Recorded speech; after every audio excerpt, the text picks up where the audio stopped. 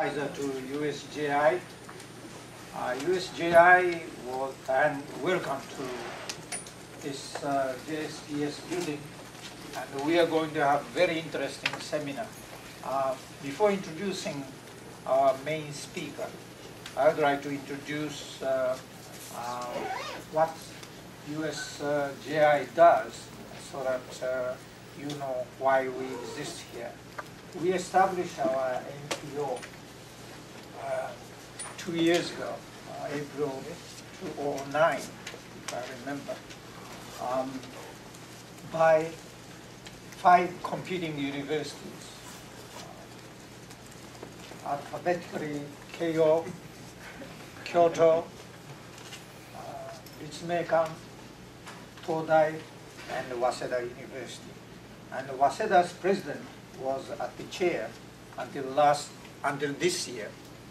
And now, the vice president of Tokyo University, Professor Akihiko Tanaka, is at the chair. Our purpose is to speak up from Japanese point of view, loudly, and hoping correct. But we also would like to expand our network with public sector people in the United States, or academia, of course, by nature of our 5 universities' existence. And we would like to promote better policy recommendations, and etc. That is our objective of existence. And today we are going to have interesting topic. We have a new government. That's what they are going to discuss. And I should introduce our main speaker, Professor Terada.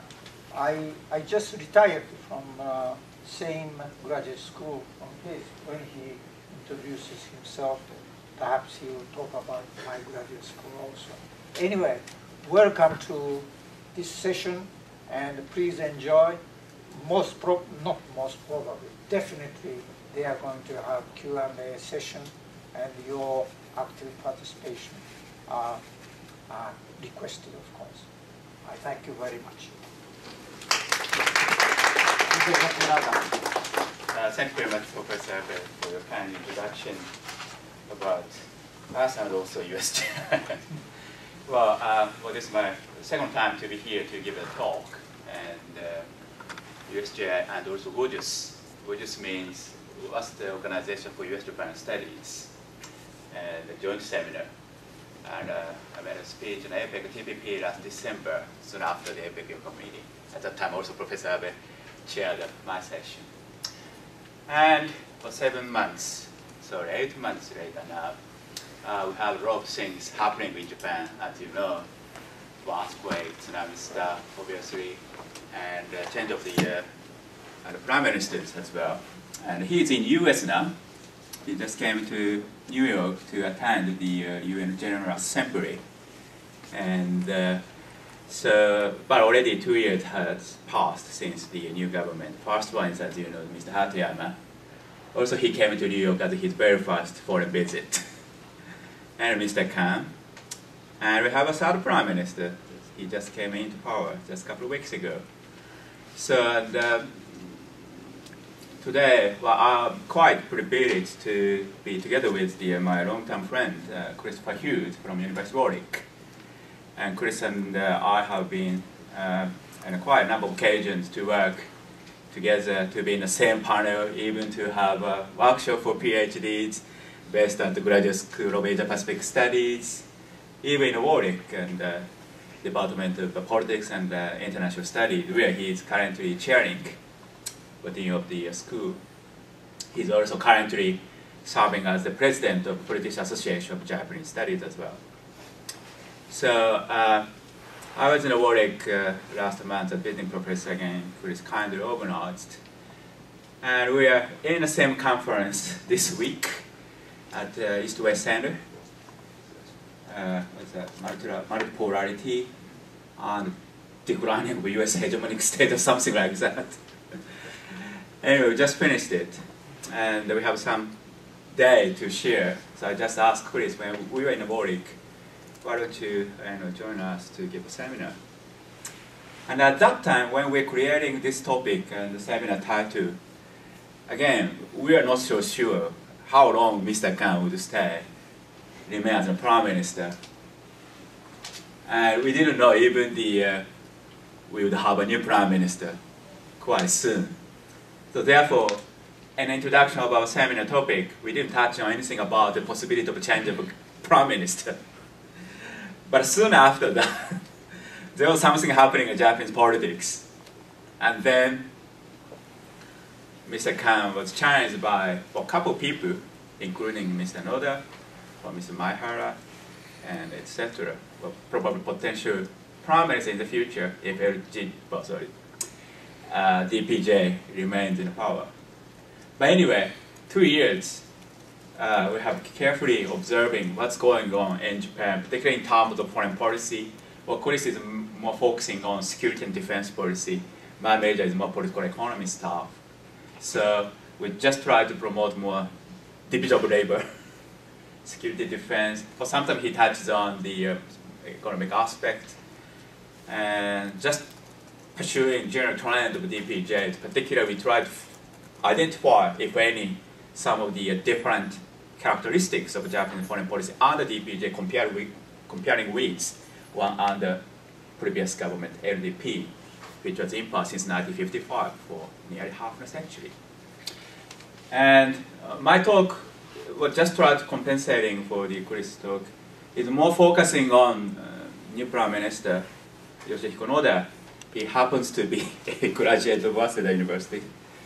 And again, he was in power just a couple of weeks, so no findings coming yet. So my talk on Noda-san should be sort of my own sense of predictions, and rather than the careful analytical observation or something like that. But Mr. Noda just launched his own article last week on his political philosophy. So my student just sent me the scanned paper. So I just looked it over, and probably based on it, maybe I can say something on that. But anyway, first of all, I just like to introduce Professor Hughes for the general trend of the DPJ foreign policy, please.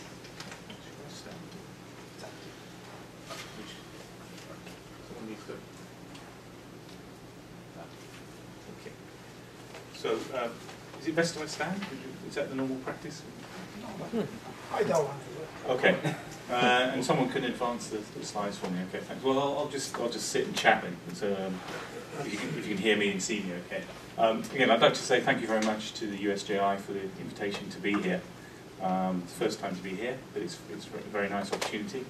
Again, working with Terada-san, but also with USJI is I think a sort of new venture. So I think it's kind of interesting to learn more about this organisation, which I think is a very interesting initiative by the 5 Japanese universities. So today, as Terada-san said, I'm going to talk about DPJ foreign policy, and I'm going to kind of try and Terada-san is going to concentrate more on sort of immediate change of Prime Minister and what that will mean. But I thought I'd try and sort of put that in context by looking at what's been going on in Japan for the last couple of years and trying to get some sort of contrast. Well, in fact, whether there has been any kind of contrast or change from the previous LDP administration. So can we go to the next slide, please? Thanks. So it's really 2 years since the DPJ took power. I think Prime Minister Hatayama was, I think, appointed Prime Minister on 16th of September 2009, so just over 2 years into the DPJ administration. We're already on Prime Minister number 3, so certainly the DPJ is kind of keeping track with the LDP in this kind of rapid turnover of Prime Ministers. And so, as I say, Takashi and I thought it'd be a good idea to sort of see, well, what has been the influence of this new DPJ administration, especially because the DPJ at the start really promised so much in terms of change, both domestically and internationally. So I suppose my starting point would be to say that sort of general assessments of how the DPJ have done so far have been, I suppose, pretty much negative, really. It's been pretty much negative domestically, internationally it's almost been even worse. And certainly, even at the start of the DPJ administration, very quickly there was a kind of sense of sort of fear and loathing of the DPJ, both I think in Japan itself, kind of very negative reaction to the DPJ's proclaimed foreign policy, but also in the United States here as well. I think there was quite a lot of concern about what the DPJ was really going to, what kind of policy the DPJ was going to implement. And I think there are kind of two sorts of discourses which have come out in talking about the DPJ. One is a kind of sense that the DPJ are just, well, basically pretty stupid, pretty incompetent. So there's a kind of view that they're fools, they're kind of wrong-headed, you know, their policy prescriptions are just basically wrong, they're confused, in fact they don't even know what they think. And in fact, you know, I've heard some very eminent analysts of Japanese foreign policy say that really the DPJ has no foreign policy whatsoever, you know, so it's that bad. On the other hand, there's been a kind of discourse of the fact that DPJ are a bunch of knaves, you know, they're rather kind of underhand, sneaky bunch of characters. Particularly this was said about Hatayama, I think, in that they were kind of untrustworthy and they had a hidden agenda, particularly to sort of dismantle the US-Japan alliance. And therefore, what the DPJ did, whether deliberately or inadvertently, was to begin to engineer a shift, or was trying to anyway, at the start of the DPJ administration, its first year, was really trying to sort of engineer a shift in Japanese foreign policy, or even worse, a kind of drift. In the sense there was no direction, it was just simply allowing Japanese foreign policy, particularly the US-Japan alliance, to kind of drift out of control. And of course the argument is that this is obviously negative for Japan, and negative for the US, because the foundation of Japan's foreign policy is the US-Japan alliance, so obviously if that relationship is affected, then therefore of course it must be negative for Japan itself. And then I think also a kind of prominent discourse which we saw in the United States for some time was that, okay, you know, if the DPJ are going to play this game, then the United States needs to kind of kick the DPJ back into order and cajole them back into order in sort of a kind of tough love fashion, push the DPJ back onto the straight and narrow of the kind of LDP administration's path. Next slide, please. But what I want to do today is I want to try and give a little bit of a reassessment of DPJ foreign policy. I wouldn't disagree that it's not been successful. I mean, I would say that, you know, it's been pretty disastrous in some ways. But nevertheless, what I would at the very least like to hold out to say is I think the DPJ, in terms of its conception of foreign policy, is not quite as incompetent and hopeless as has often been assessed in the past. And sort of underneath a lot of the confusion and the mistakes, there is a kind of, there was an attempt, certainly at the start of the DPJ foreign policy administration, I think it will kind of come back again, to try something new and to try and implement and articulate a sort of new or adjusted grand strategy for Japan. So there is a vision there. And I would argue that it wasn't necessarily problematic for the United States. In fact, it could actually have been quite beneficial for US-Japan ties, as initially envisaged by Hatayama and some elements of the DPJ. And of course, when I talk about the DPJ, of course, the DPJ is also subject to many divisions and different wings of the DPJ, so I'm having to slightly simplify things here.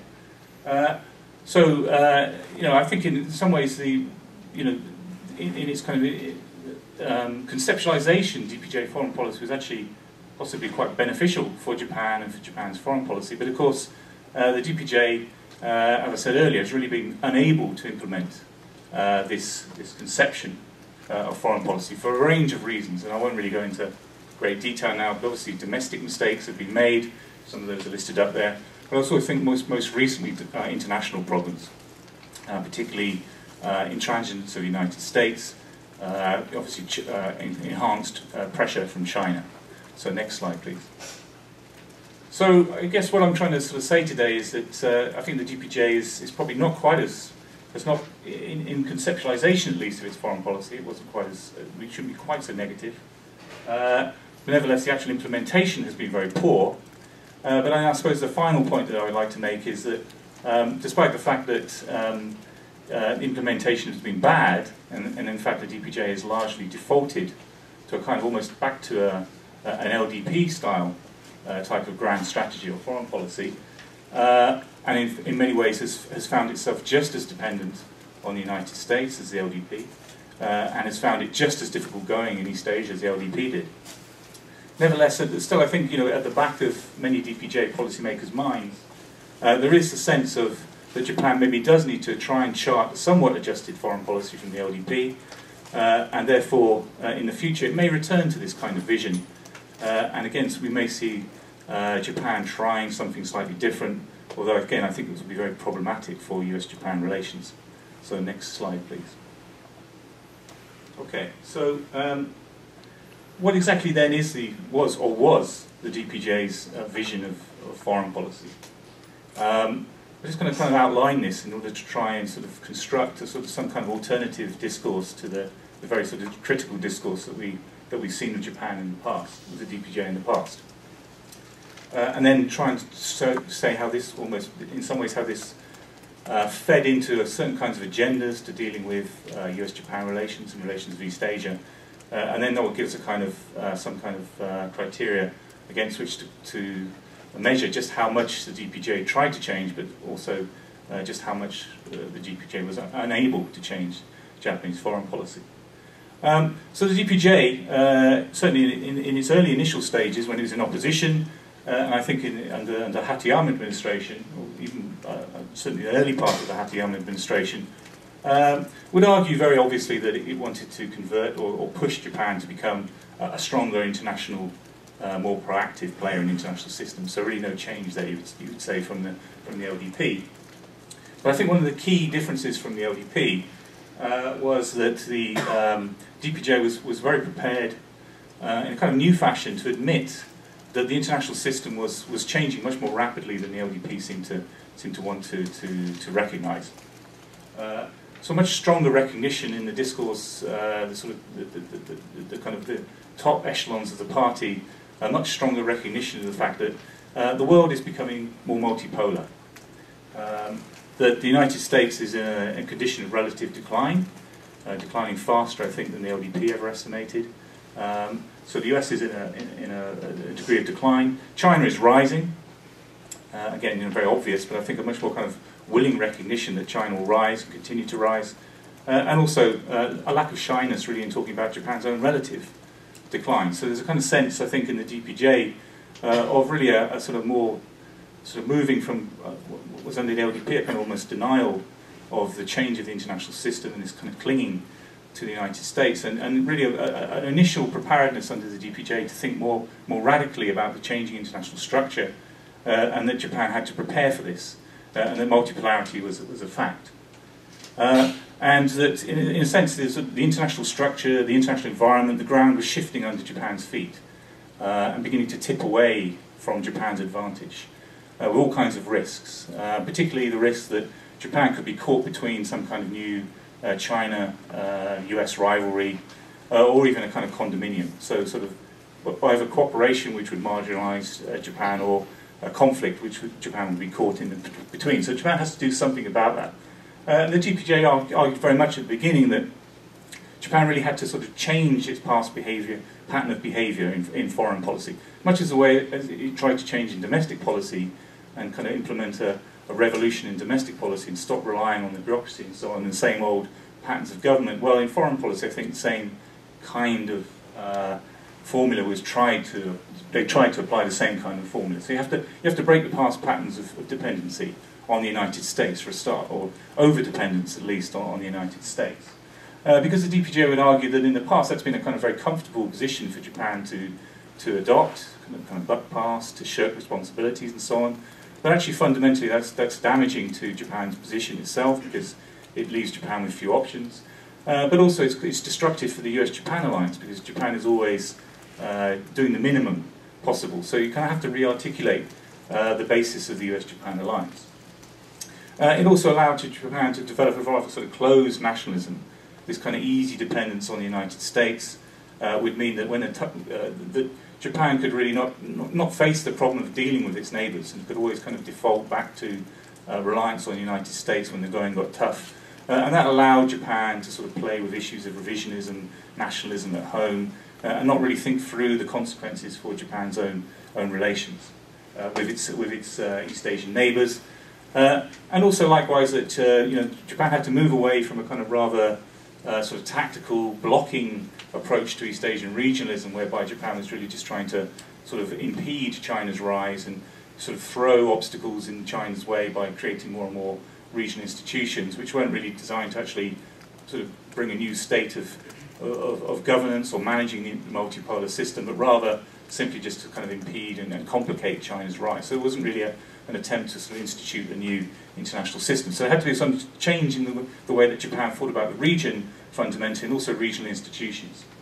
And of course that meant much greater balancing, not balancing, I mean, striking a balance between Japan's relations with the United States, so less dependency on the United States, moving closer to China somewhat. So kind of recentering of what the DPJ at least conceived was what had been under the LDP, far too close association with the United States. And also, of course, a greater emphasis on talking about the UN, multilateralism, rather than bilateralism, as a kind of new way forward, or sort of rejuvenating that as a way forward in Japan's foreign policy. And above all, the argument of the DPJ was that really that Japan had to restore autonomy in its international relations. This was really the only way that Japan could become a sort of more so-called normal nation, or a more active nation, was to break its dependency on past patterns of behaviour and sort of strike out and really stand up for itself more and exercise more responsibility in the international community. So next slide, please. Okay, so that was the kind of, if you like, that's the sort of overall DPJ conceptualisation at the start of the DPJ administration. How does this feed through then into various kinds of thinking about Japan's key relationships and actual policy prescriptions and implementation? Well, first thing I would say, obviously the key problem for the DPJ was what to do about the US-Japan alliance, how to re-articulate that. I think a lot of nonsense has been talked about the idea that DPJ was somehow kind of anti-US and so on. I think that was I don't really know where that came from. It's some misunderstanding, some rather, I think, some mischievous play in the media about really what the DPJ was trying to do. And I think actually, as I explained, what the DPJ was trying to do in re-articulate, sort of rethink about the nature of the US-Japan alliance relationship, was actually, in its own way, thinking about how to strengthen the alliance. As I said, so rather than this kind of followership type of policy, the idea was to talk more about sort of partnership, sort of genuine partnership, not sort of rhetoric, but actually to try and do more within the alliance framework, but not to do it in a kind of blind following of the United States, and to try and sort of focus more on the key functions of the US-Japan Security Treaty, so to do more within the limits of the Constitution and Security Treaty back home in Japan's own backyard in East Asia, rather than sort of the wilder global military adventures which Japan has seen as very risky, which the LDP had committed Japan to under Koizumi and some of its successors. So lots to talk about an equal alliance, no followership, less out-of-area military operations, and instead of these kinds of sort of old LDP-style followership, the idea was a sort of more multi-layered alliance, concentrating not just on security, but also trying to bring in other areas of more alliance concentration in finance, climate, nuclear issues, and so on. Next slide, please. So really, what's the LDP done? The DPJ done then in sort of pursuing this agenda? Well, I suppose it's really been a mixed bag in terms of, we think this is what the DPJ wanted to do, but what actually has the DPJ achieved? Has it managed to actually move Japan away from the previous LDP style policy when it comes to managing the alliance? And the answer is, I think, there's been some changes, but also a lot of continuity. Some of that continuity was actually always going to be there anyway, because I don't think the DPJ vision was that radically different from that of the LDP. And of course, they wanted to change things, but it wasn't always quite as radically different as it was portrayed. So there's been some change, some continuities which you should have always expected, but then also I think a lot of continuities in areas where the DPJ wanted to do something different but failed and defaulted back to the LDP policy. Of course, you all know that in 2009 the DPJ took the decision to wind up the Indian Ocean mission and so on, and try and institute a civilian role in support of reconstruction missions in Afghanistan. You could argue that's been quite a significant change in terms of curtailing those global missions in support of the United States. and possibly in some ways more meaningful, because it probably plays better to Japan's actual strengths in terms of the provision of economic assistance for reconstruction, and certainly means that the Japanese government has to expend less effort domestically in trying to pass continually a whole range of laws to keep those operations going. Of course, the biggest area where the DPJ ran into trouble was in the Futenma relocation issue. Again, I think there's been some misunderstanding in terms of what the DPJ was trying to do. I mean, I think there was certainly some questioning amongst elements of the DPJ leadership of the actual utility of the Marine presence in Okinawa and so on. But I think fundamentally what the DPJ was trying to do, and it's again in a rather sort of cack-handed way, was trying to think through how to actually sustain the alliance. And thinking through, well, you know, the sort of DPJ policy was really by realignment, was actually, in essence, to actually consolidate the Marine presence in Okinawa. But I think the DPJ saw this as actually in some ways just storing up more trouble for the alliance, and actually trying to think of a more equitable but also sustainable way of dealing with the base issue by trying to think about ways of shifting it out away from the existing agreements that the LDP had made with the US government. But of course, as we know, it led to sort of rather disastrous consequences for US-Japan relations. And in the end, the DPJ has, I think, largely thrown in the towel on the Okinawa issue. As we've seen, Hatayama himself accepted the rationale of the Marine presence, although again he's kind of recently come out and questioned that, but nevertheless his successor has accepted it, and the existing agreement, and Nordas will probably hear has accepted it as well. And I think the DPJ has largely put Okinawa back into the kind of too difficult box, and hoping that somehow the problem will be resolved down the line, possibly through some kind of domestic political change in Okinawa, possibly the United States will shift its position, but really, basically the DPJ is following exactly the same policy as the LDP, and has made exactly the same mistakes in dealing with Okinawa, trying to solve the problem through use of subsidies, announcing change of relocation without actually finding a place to relocate the base to, and so on. So it's really just a sort of catalogue of mistakes, but no different from the LDP. Next slide, please. Likewise, in other areas, as I say, I won't talk too long about this, but there were other areas where the DPJ was expected to possibly cause more problems for the alliance, but it hasn't really done that at all. And in fact, there's actually huge continuity, if not actually more, contribution and assistance to the US-Japan alliance and under the LDP. So realignment has continued elsewhere, very slowly, but it's continued elsewhere. The DPJ never tried to touch other elements of realignment in mainland Japan. Lots of caution on issues like host nation support and the status of forces agreement. Again, the DPJ was thought to cut more radically host nation support than the LDP, but of course they've actually kept it the same. Likewise, SOFA, the DPJ hasn't gone there yet in terms of dealing with what could be a very controversial issue. And on nuclear issues, again, the DPJ was expected to possibly assert its agenda through the investigation into secret pacts on transit of nuclear weapons through Japan, and breaching of the 3 non-nuclear principles. Of course, the DPJ went through the exercise of investigating all this, but then chose to do nothing in terms of actually using this as some kind of leverage against the United States on making the US change its neither confirm nor deny policy. Likewise, the DPJ has been very much in step with US nuclear policy in terms of no first use and so on. So really, what was seen to be quite a radical agenda by the DPJ on nuclear issues, the DPJ has largely just dropped that and actually worked quite closely with the United States in initiatives for a nuclear-free world and so on, and has it's probably been most helpful to the United States by stopping sort of saber-rattling talk about Japan's own nuclear deterrent. And so I think there's actually been quite sort of more assistance to the United States than the LDP, which was quite, in some ways, quite sort of destabilising in talking about nuclear issues. So next slide, please. The other element of DPJ foreign policy is Japan, East Asia. I mean, Takashi will probably talk more about this. Again, I think lots of continuities in the end. I mean, partly the DPJ actually over-talked and overhyped the differences between itself and the DPJ, because you know, a lot of the regional initiatives are already underway under the LDP. A lot of the mechanisms, such as free trade agreements and so on, the DPJ has continued to use those.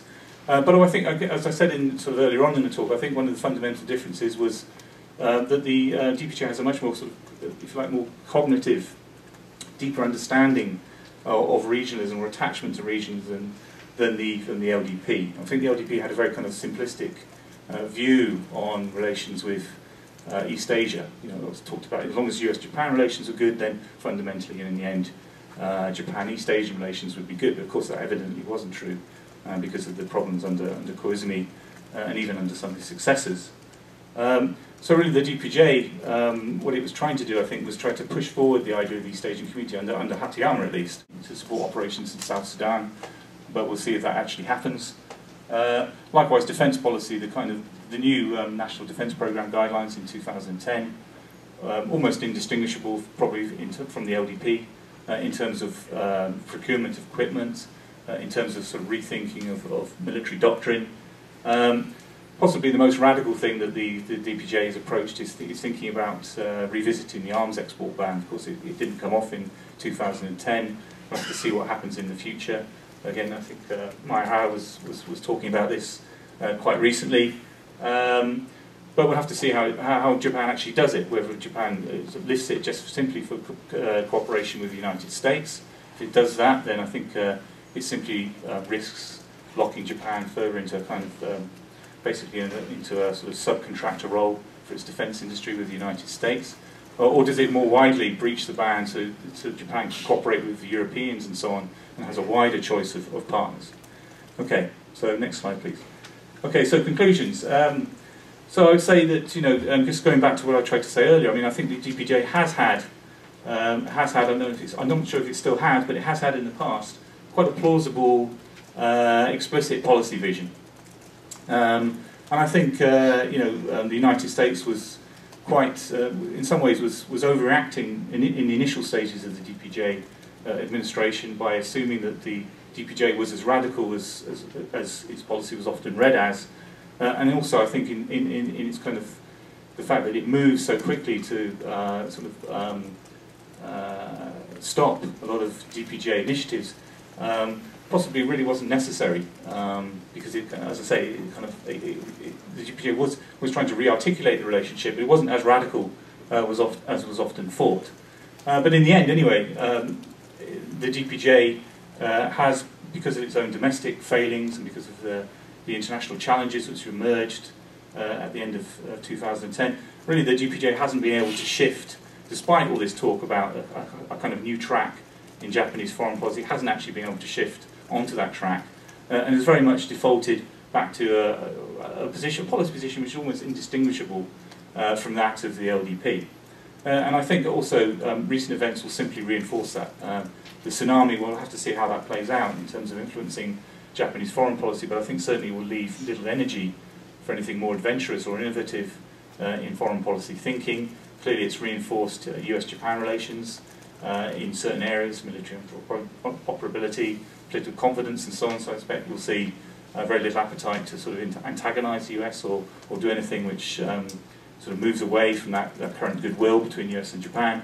And I suppose Takashi may say that Noda's foreign policy may not be actually that different from well, possibly somewhat different from Hatayama's, but not much different from Kan's, and probably not much different from that of the DPJ.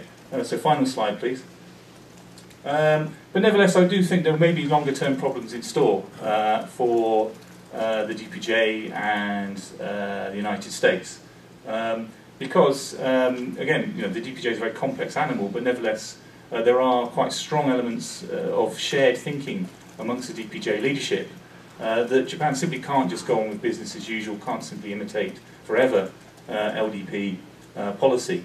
And I think there is a strong recognition, as I said, of the idea of multipolarity, and that Japan simply has to try and sort of scratch out some new options beyond just simply relying on the United States. So I think there may be some kind of return to sort of earlier Hatayama-like visions of the role of East Asian regionalism, better ties with China, possibly less dependence on the United States in the future.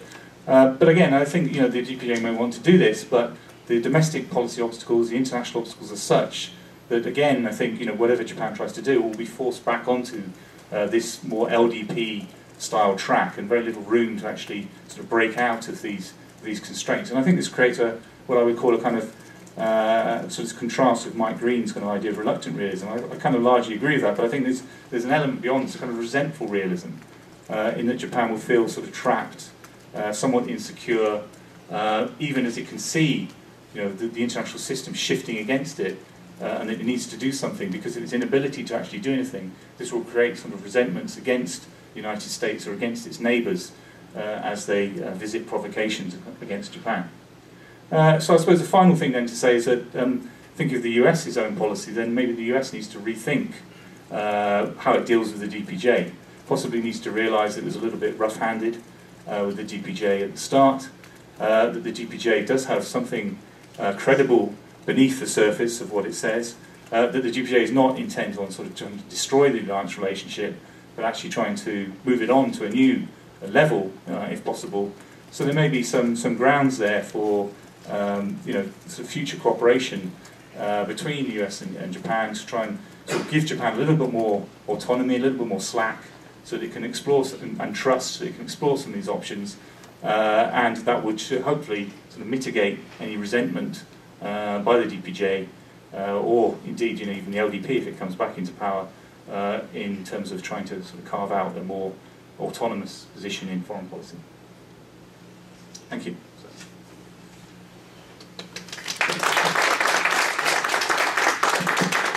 Thank you very much, Chris. Maybe I should stand. It's a bit difficult to see my slide from this. Well, just following the Chris' presentation, which seems to me catching almost all of the aspects of Japanese foreign policy and defense policies and the DPJ. And I got to his slide last night, and because I wanted to make my own slide, and which could be probably catching some of the elements which he wouldn't actually talk. But I just realized, well, there'll be nothing. So I just decided to talk my own. What is actually currently going on? But that said, then I was in Warwick University together with Chris last month. I wasn't in Tokyo, so therefore my probable observations would be naturally quite similar to what Chris mentioned. Probably too much influenced by the British viewpoint. But anyway, I dare to challenge by focusing on what Noda-san wants to do. As I mentioned in the outset, his very first diplomacy just started yesterday by arriving at New York. And so we have to see how he would or he will be behaving in the UN. Again, 2 years ago, Hatayama's very first foreign policy or diplomacy started in the very same place in the United Nations. But I think this was the beginning of the US concern over Hatayama's coming, in a sense, problematic diplomacy. Suddenly, UN was a very important institution in which most of the leaders from the world over the world say something. But these multilateralism also provided them with a chance to have multiple meetings with their own counterparts. So Hatayama met with, obviously, US President, Mr. Obama, Chinese leader, and Indonesian leader, Australian Prime Minister, even Russian President, Korean President. So 6 leaders he met with bilaterally. But interestingly, as Chris just touched on his presentation, his initial interest in foreign policy was sort of to promote the East Asian community. Again, soon after he became Prime Minister, he wrote an article for the journal called Voice. It's in English actually, but in Japanese anyway. And Voice, and in which he had 3 major sections providing his own political philosophy. This is also title of his title of article.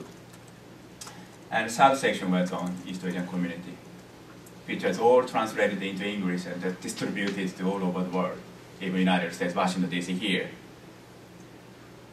And then he attracted, in a sense, the American or other countries' attentions through his, the East Asian community idea. I think the American, or even maybe not President Obama, and policymakers was probably interested in, hey, Mr. Hatema, what would you like to do through the launch of the East Asian community? But Mr. Hatema didn't say anything about it to Mr. Obama. Only leader to which Mr. Hatema touched on East Asian community was Hu Jintao from China. But then I said this is the beginning of the Americans' concern. And since then, I have probably 6-7 times to come to US. I had more chance to talk to American people as well as Japanese public servants in different cities.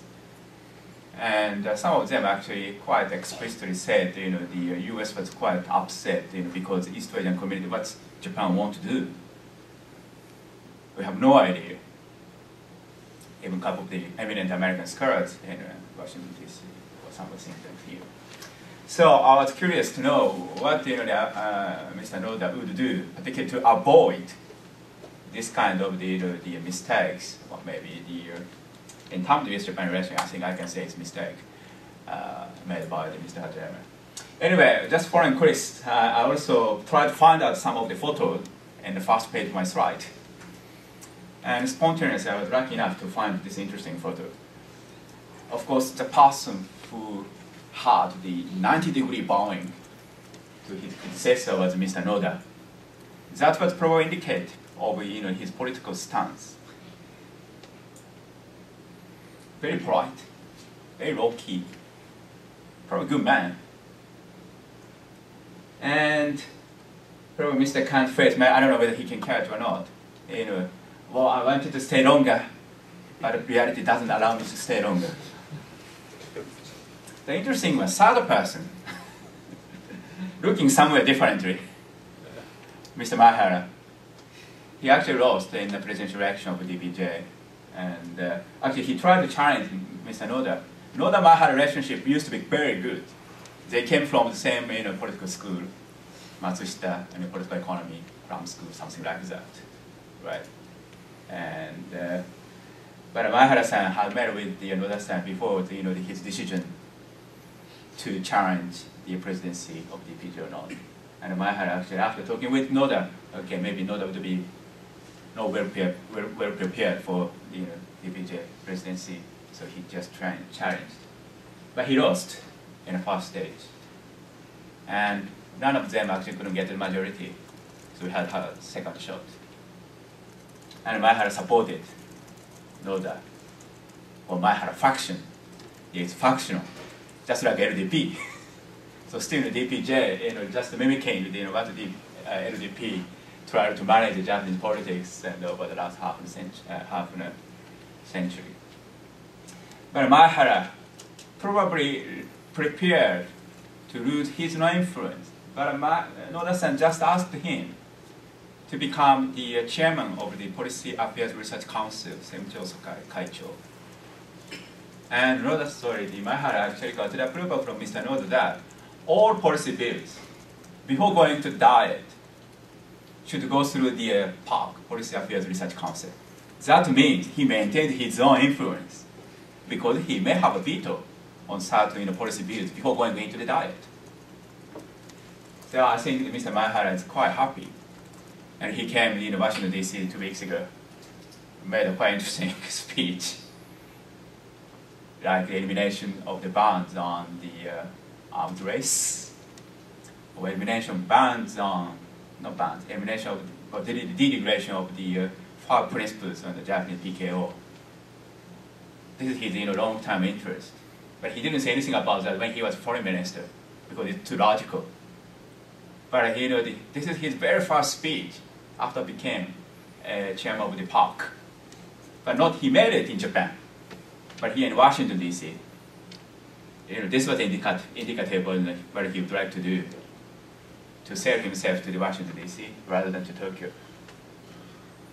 at that time, the Japanese party politicians, particularly were not happy with this kind of stuff. Japan being more internationally prominent, particularly in terms of defense and security areas, were quite upset. And therefore, I think a couple of media actually talked about why Mr. Maehara didn't have some consultation within the party before saying something such radical, possibly the proposal of change and the Japanese defense and security presence.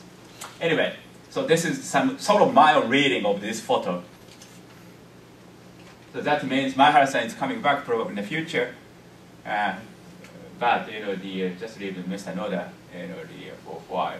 But I'm not so sure whether the next election, general election, should be held within 2 years' time. Yes, whether DPJ can win or not. If not, Mr. Noda might be the last DPJ prime minister. I don't know. Anyway, so could you go next? My talk just only 3 points. And aspect tsunami. This was actually a request from the USJI Tokyo office. I think USJI has a series of seminars and conferences and workshops, etc., focusing on the impact of the tsunami and earthquake. So I have to say, well, I have to address this point first. And number two, sort of patterns. I think Chris already implied in his presentations. We have 2 previous prime ministers before Mr. Noda, Mr. Hatayama and Mr. Kan. So my approach, to find out some pattern is just to compare with them. Any differences or similarities, and I agree with Chris. Mr. Kan takes quite the opposite policy outlines compared with Mr. Hatayama in terms of the foreign policy. And finally, well, Noda-san's foreign policy again. He is in power just a few weeks. Probably no idea what I should say, but again. Voice magazine has his own article, as it did for the case of Mr. Hatayama, which I mentioned in the beginning of my talk today. And again, I just try to look at it. And unlike the Hatayama's version in a voice article, his foreign policy portion was quite small. But this may be because of, I don't know, there's a rumor that this article was set up by the 3 mid-career officials of Ministry of Finance. So his talk was more. So his story was more on the redressing the national deficit, including the possibility of raising the consumption tax, something like that. Well, it's obvious he had been saying so, but he was former finance minister in a government. Even he was the deputy finance minister before that. So it's a sort of the long-term, not long-term, short-term dream of the Ministry of Finance to push Mr. Noda to the top position of the Japanese cabinet. And a major mandate, obviously, is to include the consumption tax. But nevertheless, the article touched on the foreign policy issues. So I just tried to introduce and provide my own thought. Again, the earthquakes. Well, in Japan, we have been talking about sort of 6 hardships. We call rokujuku in Japanese. But some are actually added 2 more. So 8 hardships, or hachijuku, which badly influenced Japanese manufacturers, particularly in terms of the export.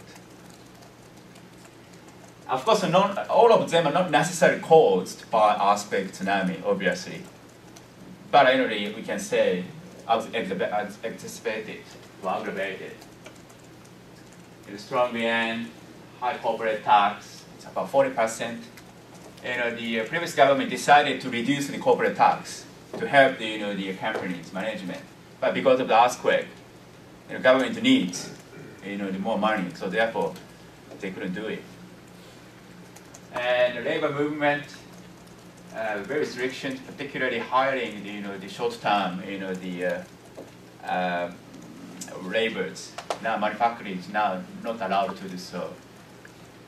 To encourage the more full-time employees to be going into the labor market. Sluggish progress in FTAs, which probably I'm coming back, like my last talk here last December. Yes, insufficient electricity is a huge problem, and now this concern was eliminated because the summer was almost over, and the temperature was going down. But now typhoon is coming back, even today. And a couple of my students, former students, just emailed me they couldn't go home. So no choice but to walk back home because the old trains just stopped, just like earthquake day. And 25 reaction of CO2, this was Hatayama's promises in a UN speech 2 years ago. This was hard for manufacturers, obviously, like United States, like Australia as well. And 2 more. Stagnant world economy, of course, is caused by Europe and the United States as well. And now the Asian lost their own major market. That's actually helping the East Asian countries to be more integrated to create their own market itself. We can rely on Europe and America. But still, the Japan's reliance, of course, China is the most important trading partner, replacing the position of the United States almost 10 years ago. But nevertheless, the Japanese export to China, actually these products are coming to US and Europe as well. And finally, political turmoil. Mr. Khan lost his popularity, going down. And many people within the party said, you should be stepping down.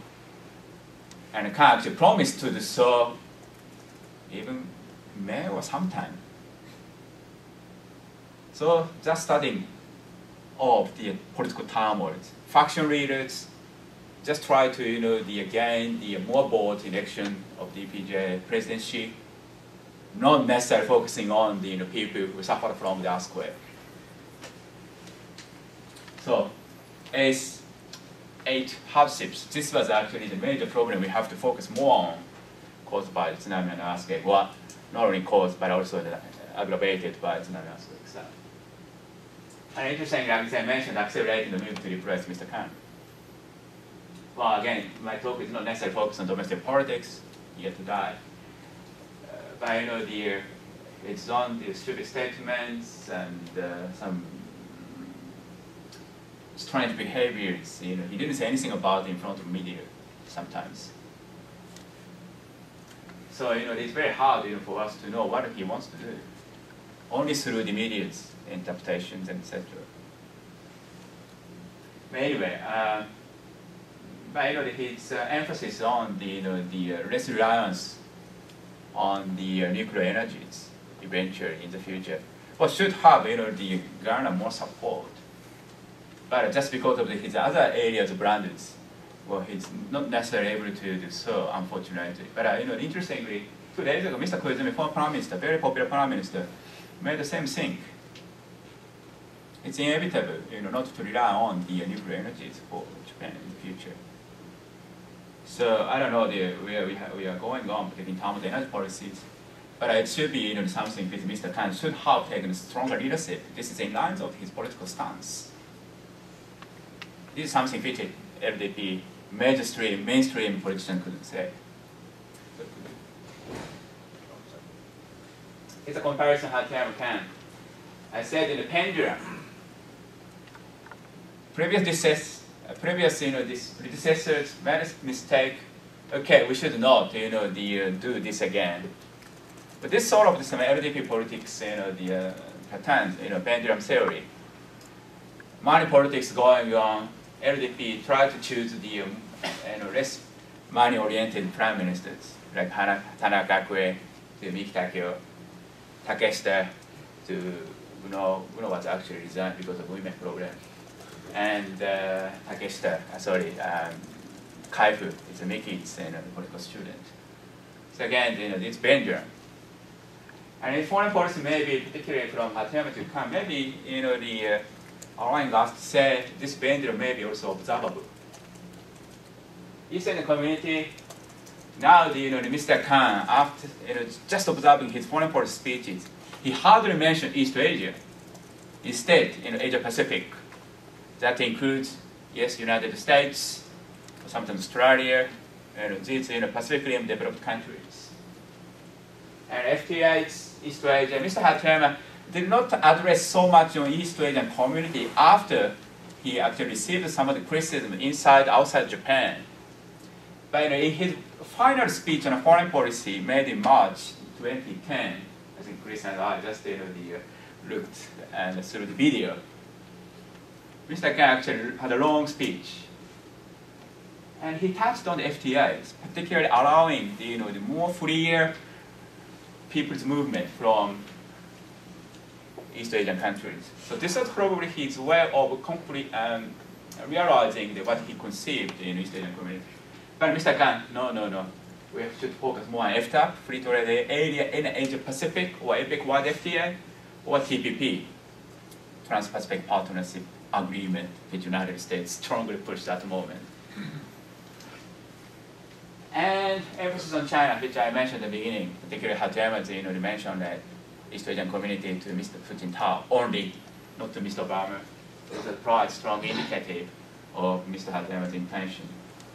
And but Mr. Kan, as Chris highlighted in his speech, put more emphasis on the alliance with the United States. I know there are several problems exist between the two countries, but Mr. Kan, or maybe the foreign ministry or other Japanese public servants try to redress the direction, or shift to the direction towards more on the relationship with U.S.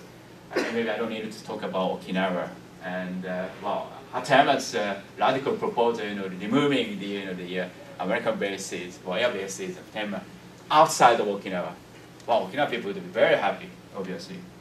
However, Mr. Kan couldn't do it, and Mr. Kan just continue back to the original proposal agreed between LDP and U.S. government.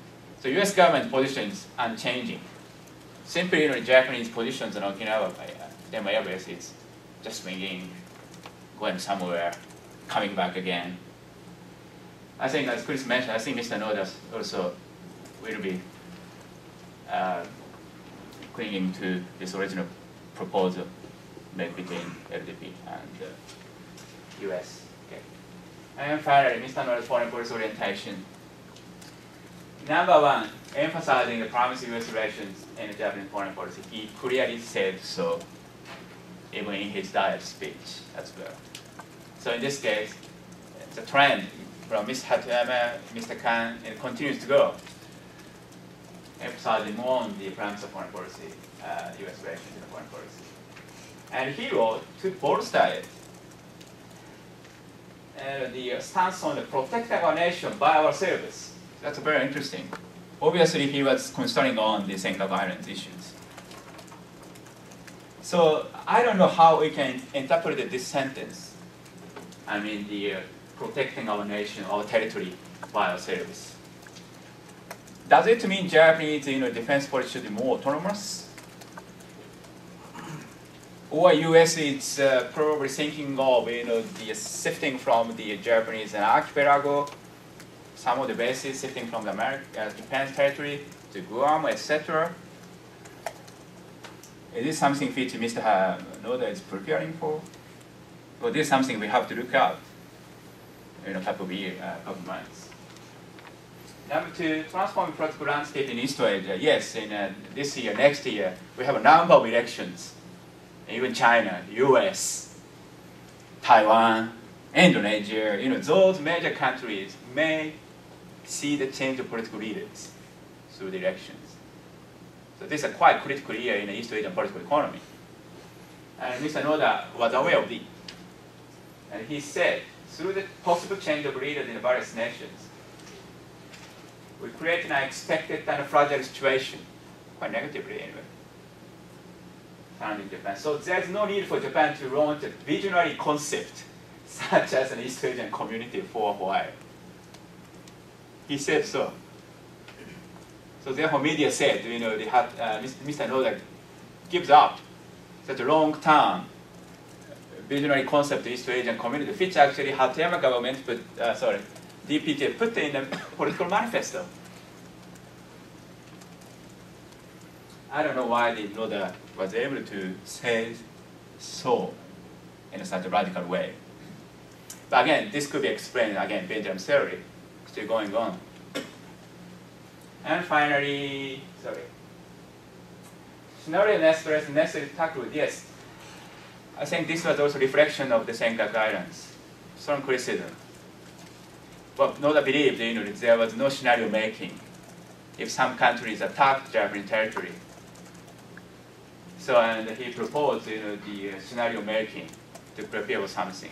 And interestingly, a couple of the think tanks in Japan, like Tokyo Foundation, for example, started some of the project for the scenario making. I'm involved in one of them, and the task was consider something take place unlikely. For example, one of which was abandonment of US-Japan security treaty. I don't know what we can consider about it, but this scenario making should be quite necessary for the unstable future.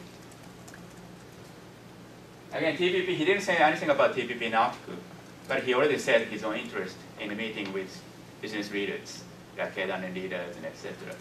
And I would like to add, my highlights, good position, as I mentioned in the beginning, and also Gemba, the foreign minister, he was actually in charge of TPP in the Khan government, very supportive. So he's not foreign minister. So we have two key players in party and government enjoying significant positions. Again, I don't know when and how we can go, but just looking at these personnel allocations, maybe Noda government could be quite positive on the TPP. Finally, it's very interesting. His last part of the article focused on Masayoshi Ohira, former prime minister, as a model for his prime ministership. Yes, Ohira was the very first prime minister who raised the question of raising or introducing the indirect tax, which now have consumption tax. And partly because of that, he couldn't win. And it was realized until Mr. Takeshi in 1989. So therefore, I thought this was more Ministry of Finance interest. But he added, Ohira was also famous for creating the 7 study groups, inviting young, scholars and young, director level of the senior officials. But of course, Mr. Ohira was not able to lead it because he died as an incumbent prime minister. And it was the Prime Minister Nakasone who was able to read all 7 documents and realize them. So I think the Noda might be, quoting the Ohira's political styles, able to, utilize, maybe he's willing to utilize, some of the policy expertise, not only within the government, but also outside the government, as Mr. Ohira did 30 years ago. Again, this is my reading. He didn't say so explicitly. So it's interesting to see how he, will be or will not be using this kind of policy styles. Thank you very much.